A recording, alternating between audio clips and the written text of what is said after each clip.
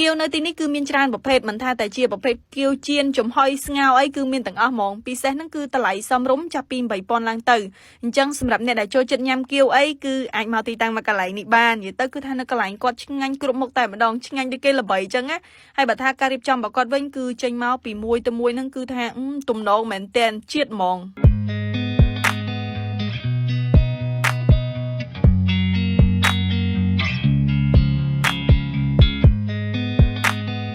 kêu nơi ní đam khai có ai tự nhầm bán trong khai có ai tự nhầm bán đài pru để sang ta lại bà con xóm rúng cứ chắp pin bảy pon lang tử hay đôi twitter ban gì này kháng đam chân cứ tham miên tràn chùm rơ mèn tèn chẳng rồi chỉ bảo phê chùm hoi có miên ngao có miên chiên có miên súp có miên đài thì tới cứ thà all in one đài mà đòn sầm rập này đã chơi chất nhầm kiếu cứ ắt cua rùm lông mà cả lại ní hết na thì tới cứ thà nó cả lại quát mình thayแต่การរៀបចំក៏ចេញមកទំនងដែរហើយសម្រាប់ទីតាំងនៃ Twitter ទៅនេះគឺនៅខាងស្ទឹងមានជ័យពុកម៉ែបងប្អូនជាសាខាដែលគាត់ទើបតែបើកថ្មីហើយឥឡូវនេះគឺគាត់មានដល់ទៅ5សាខាអត់ឆ្ងាញ់មិនកើតពុកម៉ែបងប្អូនបើឥឡូវមានដល់5សាខាហើយហ្នឹងហើយបើថាអ្នកនៅខាង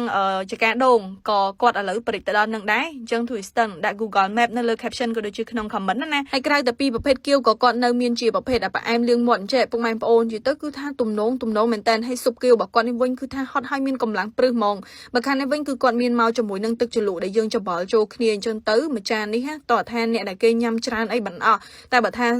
ស្រីៗគ្នាយើងអីហ្នឹងគឺថាមួយចានហ្នឹងត2អ្នកអីហើយគាត់មានជាប្រភេទបាយឆាអីផ្សេងដែរ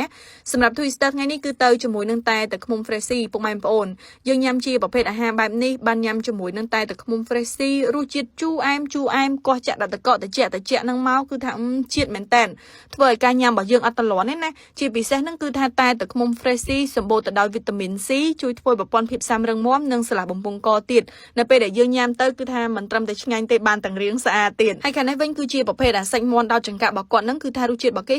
ហឹលតិចប៉ុន្តែឆ្ងាញ់ណាស់ពុកម៉ែបងប្អូនហើយខាងនេះគឺជាទីតាំងរបស់គាត់ដែលមាន5សាខាហ្នឹងណា Twitter នឹងដាក់សាខារបស់គាត់មួយនៅលើ caption ហើយបោះចូលក្នុង comment ទៀតពុកម៉ែបងប្អូនអាចទៅមើលនៅក្នុង comment បាន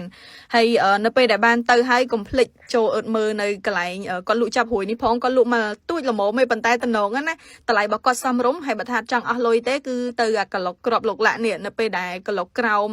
17គឺពុកម៉ែបងប្អូននឹងបាន free ហើយអញ្ចឹងគឺថានៅកន្លែងគាត់ឈៀលមែនតើអញ្ចឹងសម្រាប់វីដេអូរបស់ Two Sister ថ្ងៃនេះគឺមានតែប៉ុណ្្នឹងទេហើយផ្លេចបញ្ជាក់សម្រាប់ហាងនៃ Two Sister ទៅនេះគឺមានឈ្មោះថាភូមិមកគ្រឹះគៀវដែលគាត់មានបើកលក់ចាប់ពីម៉ោង11ព្រឹករហូតដល់ម៉ោង11យប់ចំពោះទីតាំងវិញគឺនៅជិតសាលា Betty សាខាស្ទឹងមានជ័យអ្នកនៅខាងចកាដូងក៏មានទីតាំងរបស់គាត់នៅនោះដែរណា